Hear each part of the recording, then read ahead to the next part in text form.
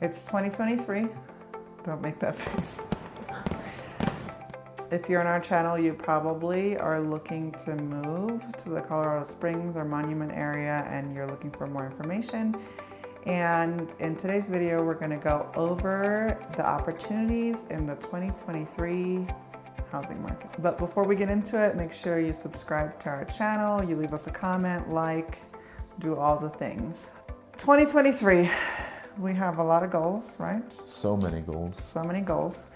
And a lot of our clients have goals too. We've been talking to some of them, strategizing on whether or not they want to buy an investment property or, maybe they want to sell and buy a bigger home or move to the area. So a lot of people are scared of the 2023 market or the housing market in general. Yeah. I think a lot are just not knowledgeable on the market. Like those two ladies that I'm helping right now. They were looking maybe a year ago and it was like insane. The market was just, a house went up and then offers were flooding in that day. And that was kind of the market that they knew when they first started looking for their home, and they didn't qualify for a whole lot. So they kind of stopped and worked on their credit and financials and all that. So now that they're starting to look, that was their biggest concern, is getting into a bidding war with somebody. And I kind of had to give them an update of where we are in the market, that it's not like that at all anymore. Houses are sitting on the market for days, weeks, months. Yeah. And, realtors are having to do their job and sell the house because the houses aren't just selling themselves now. I think a lot of people have that crazy market still in mind if they haven't been in it recently. And all they see is like the social media stuff where people are just going nuts over homes, but it's not the case anymore. The media does a pretty good job at scaring the shh out of everybody. So I feel like a lot of people have caught on, especially if they watch the news, but they don't really know. Like the news kind of just says, well, prices are going down and just like the bad, but nobody really talks about the opportunities, and that's what we're here to do. Yep.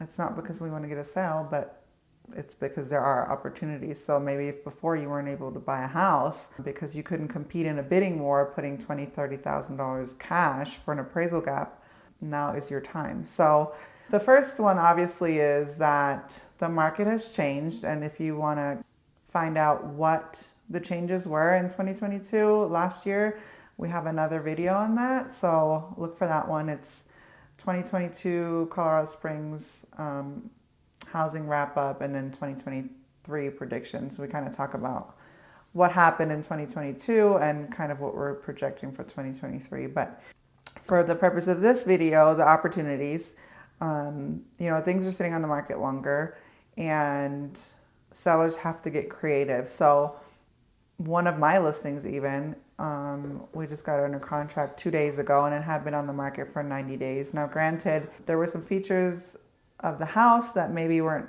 the most desirable to people, so it kind of reduced the pool of buyers a little bit.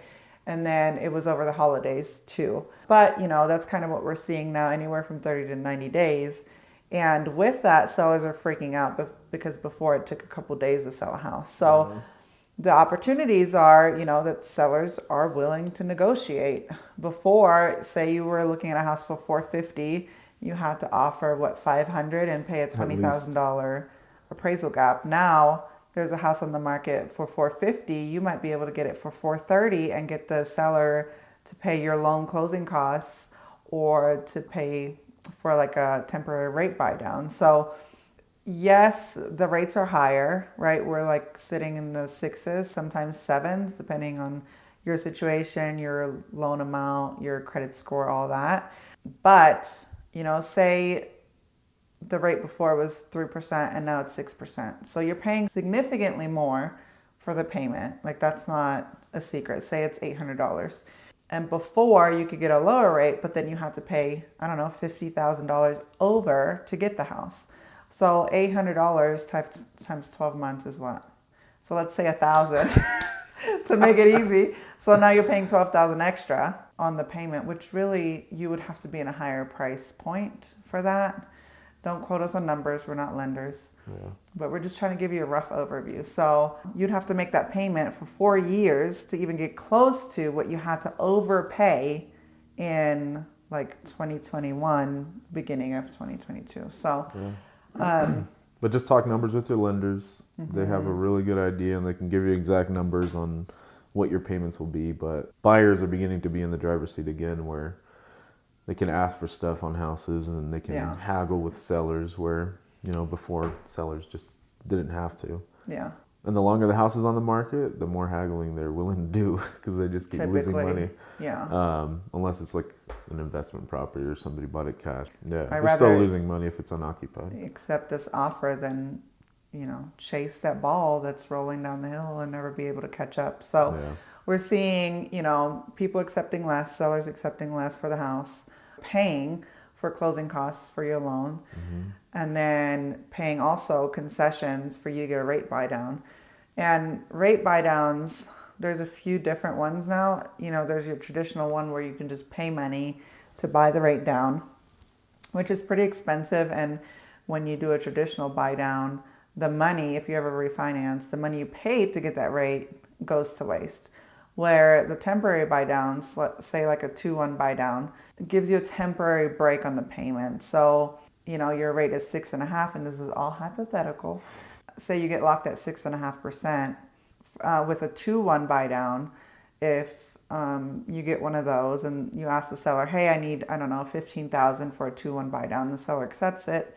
Then what happens is you close on the loan for the first year, you pay the payment as if your rate was 2% less. So if you locked at 6.5%, it would be you paying a mortgage as if you had a rate of 4.5%.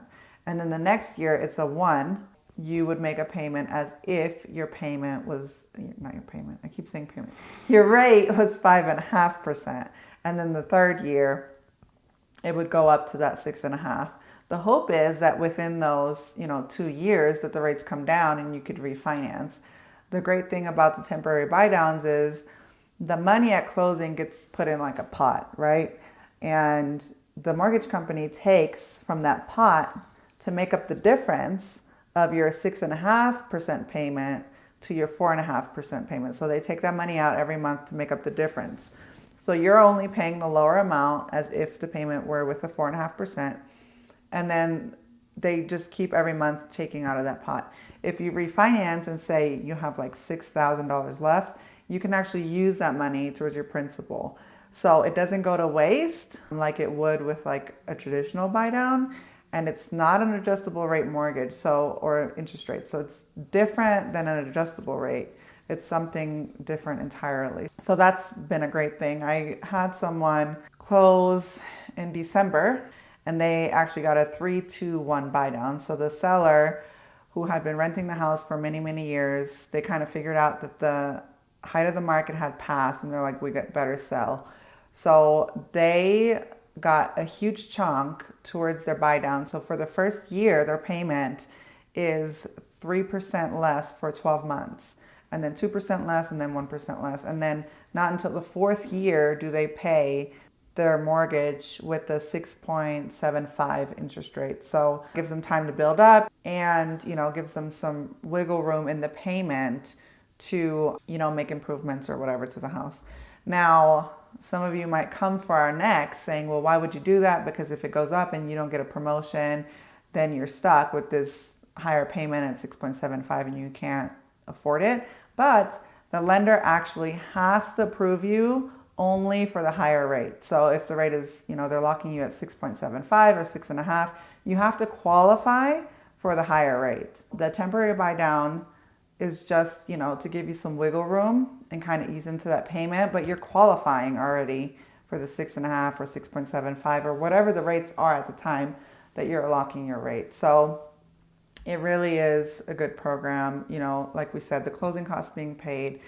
And then the next big one really is also still seller negotiation, is that they're actually willing to fix stuff now. Before it was just like, well, you take it or you leave it. If you came with a laundry list of things to fix, the most I would say for average of my contracts in like 2021 were like maybe 2 or 3 items that they would be willing to do. But anything after that was like getting a little like, but we don't want to. We'll just Too much of a relist hassle. it and then somebody else will pay for it. So another advantage of this new market we're in is that the builders are willing and desperate to play ball again. So in 2020, 2021, I have PTSD, we were seeing lotteries for lots, email lotteries, where one builder was like, okay, well, we're going to release this lot or this house. We're going to pick everything in it. You don't get to pick. And then whoever responds to us first gets the house. So, I mean, I don't know how many days I spent on my phone or on my computer refreshing so I could reply for my buyers because they have to work, right? So like I'm their agent, so it's my responsibility, and responding like within seconds and then still sometimes not getting the house. So builders were doing bidding wars where we really don't usually see that unless it's like a really sought after lot or something. But you know, typically you go in and the price is what it is. You can usually negotiate a little bit like on inclusions and stuff, but we really hadn't experienced like bidding wars with builders. But now, the king crawling Yeah, back. you're in the... Now they're sending emails asking for clients and desperate for sales. Now, you know, we're seeing incentives, 60,000, 50,000, 40,000 off. We'll pay your closing costs. Fridge, washer, dryer, AC. Yeah, we'll pay for your rate buy down or your temporary buy down, which I would caution you on those temporary buy downs because it's usually through the preferred lender and sometimes there's a little bit more extra. You like my words? More extra cost built in. So make sure you navigate that with your agent. But obviously, if you move into the area and you're interested in new construction, reach out to us. Like I said, we have a lot of relationships with the builder reps and can really guide you towards, you know, what community you want to be in, what floor plan based on kind of your lifestyle and everything. But who gives discounts, who gives different incentives. Yeah, who includes landscaping, who doesn't, all these things. And like you said, traditionally with new construction, you buy your own fridge, you buy your own washer and dryer, you buy your own blinds. But yeah, overall, things are more equal. You don't have to rush and bid on the first house that you see. So that's also been something that changed, you know, kind of overnight, but we're seeing more and more of, and really a good opportunity going into 2023 if you need to, you know, sell from out of state and you're moving to the Colorado Springs area, but you still have that contingency, you know, it makes the process easier. But I feel like it's gotten back to normal-ish because I remember years ago before I even had an interest in real estate, you would tell people that you were selling their house, you know, it'd be like 60 to 90 days. Yeah. And that's about what it is now.